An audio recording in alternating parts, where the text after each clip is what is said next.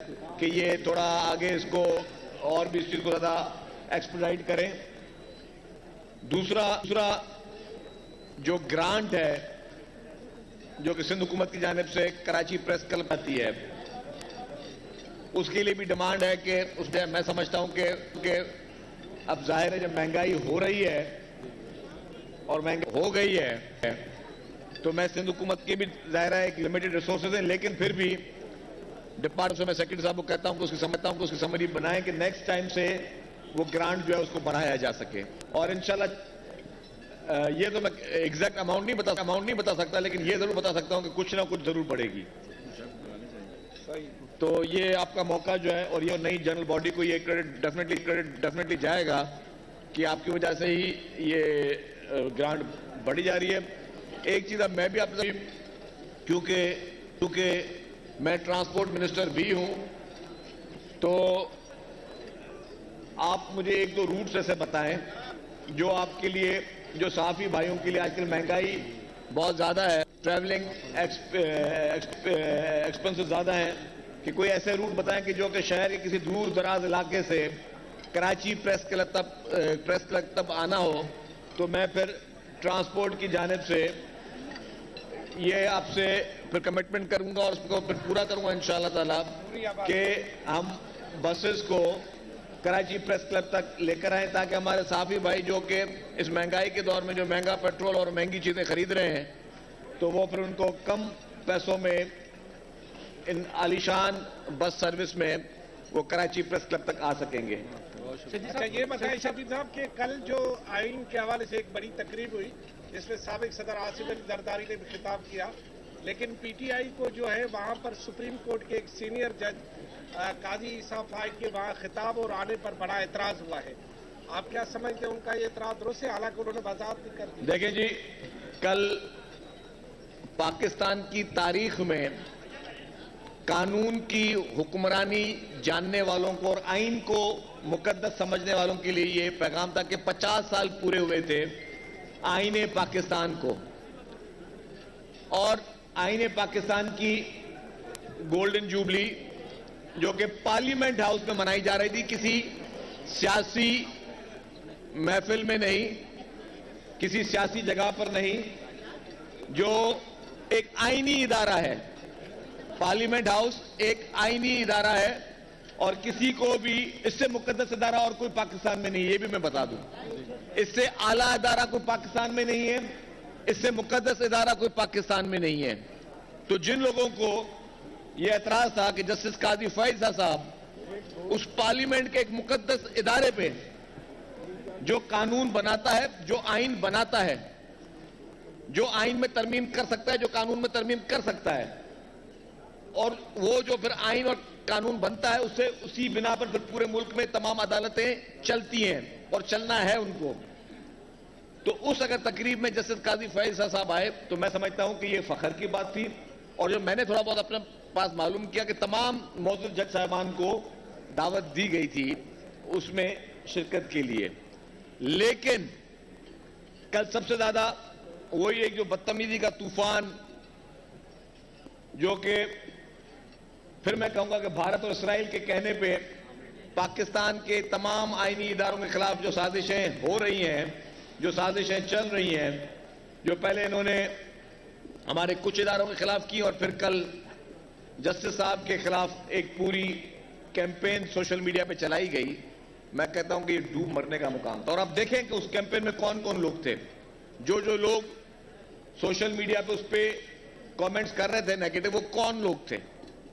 और ये वो सारे वो लोग थे, इनकी आंखें भी बंद थी, इनके कान भी बंद थे, जब इमरान खान के और पीटीआई के चीफ जस्टिस, इमरान खान के पीटीआई के चीफ जस्टिस साकिब निसार साहब, जस्टिस साकिब निसार के दफ्तरों में इमरान खान उनसे मिलते रहे हैं। किसी जज के दफ्तर में जो शख्स एक पॉलिटिकल शख्स हो, जो कि जिसके केसेस उसके पास मौजूद हो,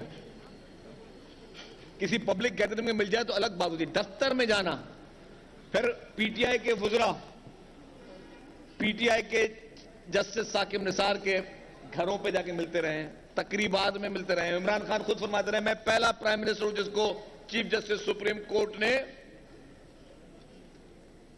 आज सुप्रीम कोर्ट रजिस्ट्री में बुलाया है। तो यह भी एक बड़ी बात थी। उसके बाद उनकी सारी तस्वीर, उनके वो जो डैम फंड वाले ड्रामे, फिर उसमें हुकूमत के उस ड्रामों में आगे बढ़ चढ़ के हिस्से लेना, तो उस वक्त शाह महमूद कुरैशी की आंखें भी बंद थी, उस वक्त पीटीआई के तमाम ओहदेदारान की आंखें भी बंद थी, उस वक्त ये जितने भी सोशल मीडिया पे कुछ हमारे अनफॉर्चुनेटली कुछ सहाफी हैं जो कल इस पे तनकीद कर रहे थे, वो जो और वो अब सहाफी खुलकर हैं, सहाफी कम और पॉलिटिकल वर्कर ज्यादा हैं, तो वो खुलकर जो है वो कल उनकी शिरकत पर तनकीद कर रहे थे। लेकिन एक मुझे बयान निकाल दे इन सब लोगों का, मैं आज ओपन चैलेंज करता हूं, जिसने भी कल तनकीद की, उस पर तनकीद की कि जब साकिब निसार की इतने खुले आम इनके मुलाकातें और ज्वाइंट दोस्तों के लंदन में मुलाकातें, कनाडा में मुलाकातें, यहां पे मुलाकातें, मीटिंग है, घरों पे आना जाना, इनमें से किसी एक ने भी एतराज किया हो कि जी साकिब निसार इतना पीटीआई में क्यों घुल मिल रहा है, घरों पे आना जाना क्यों है, किसी एक ने भी एतराज नहीं किया। तो ये है वो माइंडसेट। ये पाकिस्तान के अवाम को आंखें खोलनी चाहिए कि किस तरीके का एक गिरी हुई जहन का एक लीडर है आपके पास मौजूद, जो पूरे मुल्क में पैगाम और नफरत कैसे फैला रहा है, एक सोची समझी साजिश के तहत जिसके लिए प्रोपेगेंडा किया जाता है इस मुल्क में, जिसको कंट्रोवर्शियल बनाने की कोशिश की जाती है, तो किस तरह सोची समझी साजिश के तहत जिस तरह गिद्ध आके नोचते हैं, इस तरह गिद्धों की तरह वही इन्फ्लुएंसर्स, वही पॉलिटिकल पार्टी और फिर उनके यहां के लोग, फिर मुल्क से बाहर के लोग, वो एक सोची समझी साजिश करते हैं किसी को कंट्रोवर्शियल बनाने की। और यही लोग तब खामोश थे जब ये इनसे वो जज साहब इनकी मर्जी के फैसले भी दे रहा था, इनको सादिक अमीन के सर्टिफिकेट भी दे रहा था और इनको हर किस्म की सहूलियात और इलेक्शन में जीतने की हद तक भी उनको सहूलियात वो साकिब निसार दे रहा था। मेरा सवाल के हवाले से ये, आपने बात चांद साहब एक मिनट, चांद साहब इसके बाद इसी साल की शुरुआत में आपने हेल्थ इंश्योरेंस का फैसला भी किया था, एक डिस्कस हुई थी, आपने ऐलान शायद किया था, बजट में भी आपने एक प्रपोजल दिया था, उसका क्या हुआ पूरे सिंध के साथ के लिए हेल्थ इंश्योरेंस? देखें, मैं आपको एक बात इसमें बताता चलूं, बिल्कुल हमारा हुकूमत सिंध का प्लान है कि सहाफियों के लिए खुसूसी तौर पर, क्योंकि उनके माली हालात को देखते हुए उनके लिए हेल्थ इंश्योरेंस शुरू की जाए। लेकिन मैं एक और बात भी कह दूं, और बड़ी मैं वसूख के साथ ये बात कह रहा हूं, इंशाल्लाह हुकूमत सिंध करेगी हेल्थ इंश्योरेंस का काम। लेकिन इस वक्त जो सिंध हुकूमत ने हेल्थ के प्रोजेक्ट पूरे सिंध भर में जिस तरह फैलाए हैं, मैं यकीन माने किसी को हेल्थ इंश्योरेंस की जरूरत नहीं है।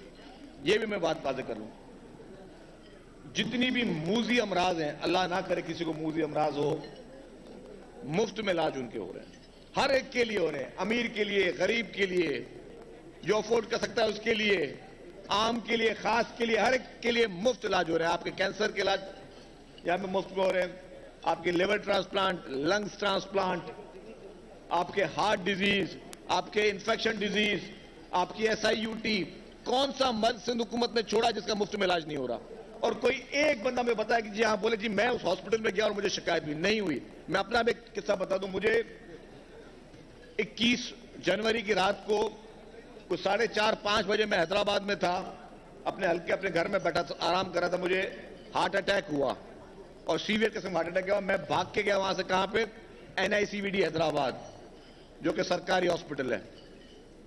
खुदा का शुक्र है, बचाने वाली जात अल्लाह ताला की होती है, लेकिन उस NICVD ने मेरा इलाज किया। उसके बाद जब आपके ये स्टंट्स वगैरह डलते हैं तो उसके बाद आपको CDs दी जाती हैं, सेकेंड ओपिनियन के। उस इलाज के बाद मैंने एक मेरे जानने वाले डॉक्टर थे अमेरिका में, उनको मैंने CDs को वीडियोस भेजी, उन्होंने पूरा प्रोसीजर देखा, उन्होंने कहा कि मेमन साहब अगर आप अमेरिका में होते और मैं आपका इलाज करता तो इसी तरीके से करता जिस तरह आपका इन्होंने इलाज किया है।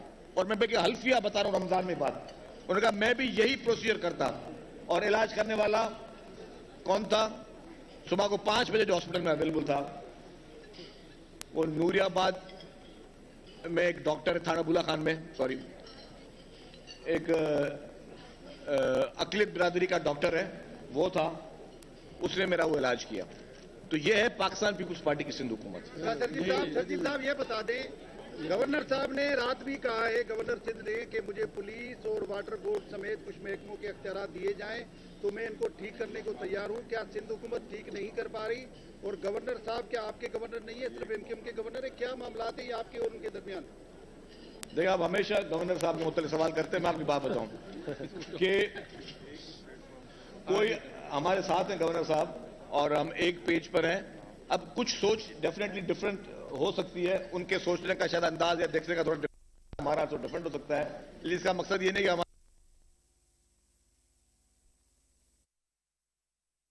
हीना मेमन इस वक्त गुफ्तगू से कराची प्रेस क्लब में मौजूद हैं। उन्होंने कहा कि सिंध हुकूमत ने जो इक़दाम किए हैं सेहत के हवाले से वो बहुत बेहतर हैं।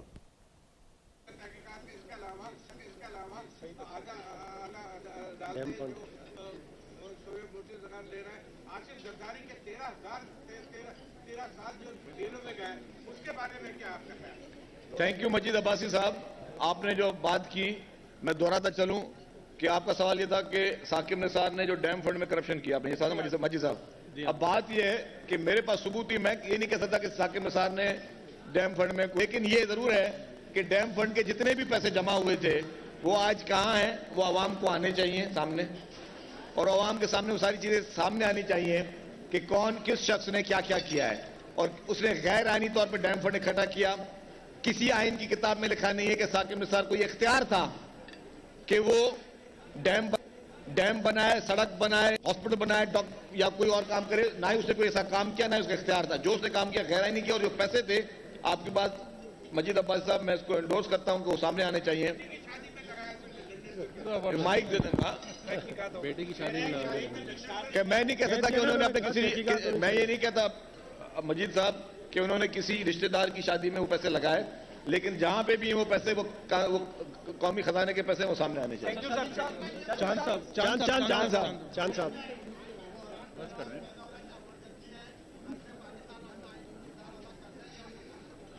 देखिए जी, सदर पाकिस्तान जो है अनफॉर्चुनेटली आईनी किरदार तो दूर की बात, वो गैर आईनी काम कर रहे हैं, गैर आईनी काम कर रहे हैं, गैर इखलाकी काम कर रहे हैं, गैर कानूनी काम कर रहे हैं।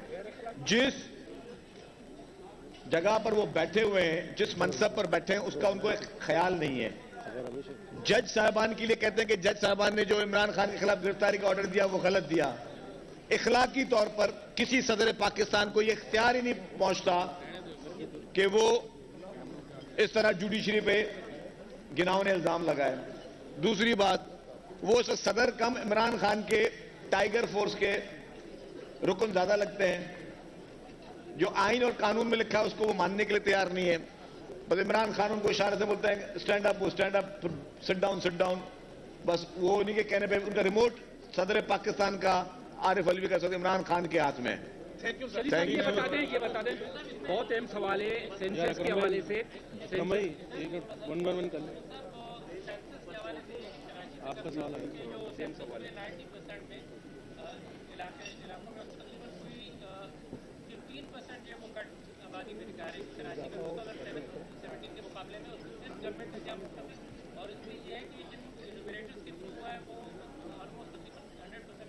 अच्छा, इसमें ये भी सर इसी से रिलेटेड उठाए थे कि वो काम नहीं कर रहे, जो उनका क्या हुआ? आप भी ऐड कर। देखिए जी, आपकी सारी सबके सवाल आ गए। अगर सेंसस में खुदा ना खास्ता कराची की आबादी को कम किया गया तो डेफिनेटली पीपुल्स पार्टी नहीं मानेगी उसको, और ना ही सिंध हुकूमत उसको मानेगी। थैंक यू सर, आपका बहुत बहुत शुक्रिया। शर्जील हीना मेमन गुफ्तगू कर रहे थे मीडिया से। उन्होंने कहा कि इसराइल और भारत के कहने पर जस्टिस के खिलाफ मुहिम चलाई गई।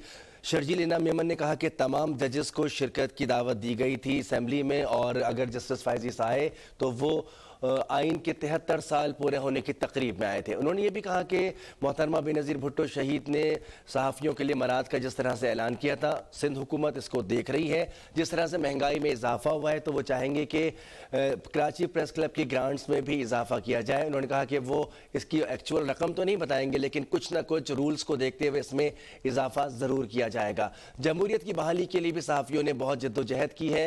उन्होंने कहा कि मैं बहुत मशकूर हूँ सहाफ़ियों का कि उन्होंने मुझे यहाँ पर मदऊ किया। उन्होंने कहा कि तमाम चैलेंजेस को देखते हुए सिंध हुकूमत बेहतर अंदाज में काम करने के अमल पर पैरा है।